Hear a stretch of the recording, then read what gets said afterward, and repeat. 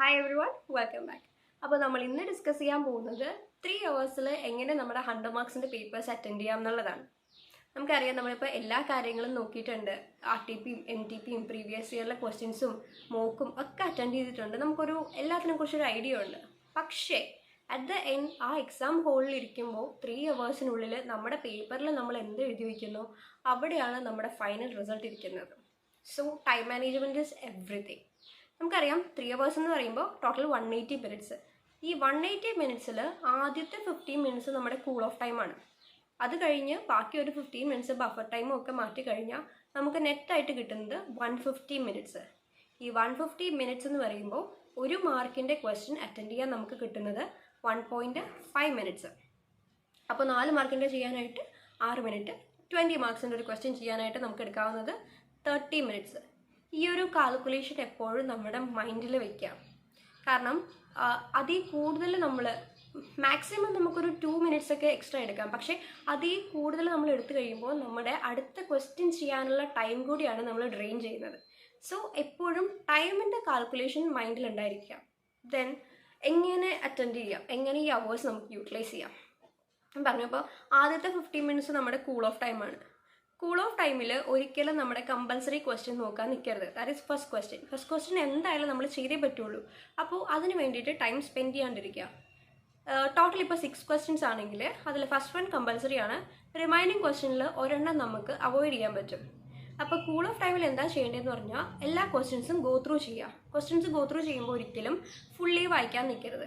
എന്തായാലും അതിൻ്റെ എൻഡിൽ അവരുടെ റിക്വയർമെൻറ്റ് അവർ പറയും.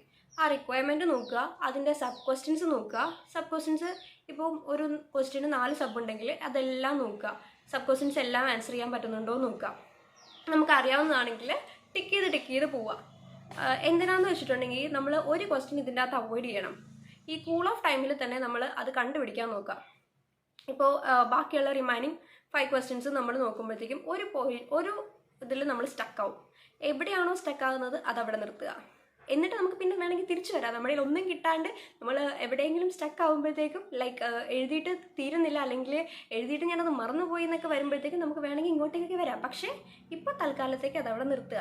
നമ്മൾ എവിടെയാണോ അതിൻ്റെ സബ് ക്വസ്റ്റ്യൻസ് ഒന്നും മനസ്സിലാവുന്നില്ല, അങ്ങനെ ഏതെങ്കിലും ഒരു ക്വസ്റ്റ്യൻ വരുവാണെങ്കിൽ അവിടെ വെച്ച് തീരുമാനിക്കുക, ഇത് ഞാൻ എഴുതുന്നില്ല, മാറ്റി നിർത്തുക. ബാക്കിയുള്ള 4 questions എടുക്കുക. എന്നിട്ട് എന്താ ചെയ്യേണ്ടതെന്ന് വെച്ചിട്ടുണ്ടെങ്കിൽ ഈ ക്വസ്റ്റ്യൻസിനെ എല്ലാത്തിനെ റാങ്ക് ചെയ്യുക. ഏറ്റവും നന്നായിട്ട് അറിയാവുന്നത് ആദ്യം, then second, third, fourth, fifth. ആ ഒരു ഓർഡർ വിത്തിൻ 15 minutes തന്നെ നമ്മൾ സെറ്റ് ചെയ്യുക. എന്താണെന്ന് വെച്ചിട്ടുണ്ടെങ്കിൽ നമ്മൾ എക്സാം എഴുതി തുടങ്ങിക്കഴിഞ്ഞാൽ പിന്നെ നമ്മളൊരു തിരിച്ച് പോയി പിന്നെ ക്വസ്റ്റ്യൻ റെഫർ ചെയ്തിട്ട് പിന്നെ ഏത് ചൂസ് ചെയ്യണം എന്നൊക്കെ എടുക്കുമ്പോൾ അവിടെയും ടൈം ഒരുപാട് പോകും. അപ്പം അങ്ങനെ ഉണ്ടാവാതിരിക്കാനായിട്ട് ഈ കൂൾ ഓഫ് ടൈമിൽ തന്നെ നമ്മൾ ഏത് ക്വസ്റ്റ്യൻ ആണോ അവോയ്ഡ് ചെയ്യേണ്ടത് അത് കണ്ടുപിടിക്കുക. അതുപോലെ തന്നെ പ്രോപ്പറായിട്ട് ഏത് ക്വസ്റ്റ്യൻ ആണോ ആദ്യം തുടങ്ങേണ്ടത് പിന്നെ ചെയ്യേണ്ടത് ആ ഒരു പ്രോപ്പർ റാങ്കിങ്ങും ഉണ്ടാക്കി വെക്കുക. അപ്പോൾ നമ്മൾ കൂൾ ഓഫ് ടൈമിൽ തന്നെ ഏത് ക്വസ്റ്റ്യൻ ആണ് അവോയ്ഡ് ചെയ്യേണ്ടത്, ഏത് ക്വസ്റ്റ്യൻ ആണ് ആദ്യം ചെയ്യേണ്ടത് പിന്നെ ചെയ്യേണ്ടത്, ആ ഒരു ഓർഡർ ഉണ്ടാക്കി വെച്ചു. ഇനി നമ്മൾ എക്സാമിലേക്ക് വരികയാണ്. നമുക്കറിയാം നമ്മുടെ എക്സാം 70 marks ഡിസ്ക്രിപ്റ്റീവും 30 marks MCQ ആണ്. അപ്പോൾ നമ്മൾ അവിടെ ഒരു കൺഫ്യൂഷൻ വരും. ആദ്യം MCQ തുടങ്ങണോ ഡിസ്ക്രിപ്റ്റീവ് തുടങ്ങണോ, അത് രണ്ടും കൂടെ മിക്സ് ആയിട്ട് തുടങ്ങണോ? ശരിക്കും പറഞ്ഞാൽ അത് ഡിപ്പെൻസ്. ഓരോരുത്തരുടെയും ഇഷ്ടം പോലെ ഇരിക്കും. ലൈക്ക് ഇപ്പം MCQ ചില ക്വസ്റ്റ്യൻസൊക്കെ 2 മാർക്കിൻ്റെ ക്വസ്റ്റ്യൻസൊക്കെ ചിലപ്പോൾ ഒരു 5 മാർക്കിൻ്റെ പ്രോബ്ലം നമ്മൾ ചെയ്താലേ ആ 2 മാർക്കിൻ്റെ ആൻസർ നമുക്ക് കിട്ടുള്ളൂ. അപ്പോൾ അവിടെ ഒരുപാട് സമയം പോകും. പക്ഷേ ചില ക്വസ്റ്റ്യൻസ് നോക്കുവാണെങ്കിൽ നമ്മൾ ജസ്റ്റ് ഒന്ന് വായിച്ചാൽ തന്നെ നമുക്ക് അതിൻ്റെ ആൻസർ കിട്ടും.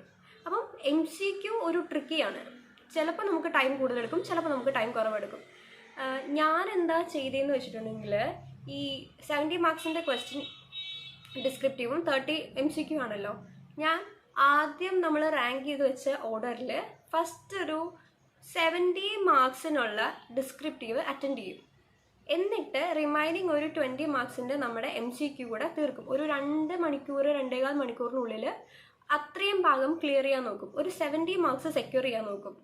70 മാർക്സ് എഴുതിയാൽ പോലും നമുക്ക് പാസ്സാവാനുള്ള മാർക്ക് അവർ തരുന്നില്ല. കാരണം നമ്മുടെ ഇൻസ്റ്റിറ്റ്യൂട്ട് ആണല്ലോ, നമുക്കറിയാമല്ലോ. അതവിടെ നിൽക്കട്ടെ. എന്നാലും നമ്മുടെ ഒരു സേഫ്റ്റിക്ക് വേണ്ടിയിട്ട് ആ ഒരു 70 മാർക്ക് ആദ്യമേ തന്നെ ആദ്യത്തെ ഒരു 2 hours സെക്യൂർ ആക്കാൻ നോക്കും.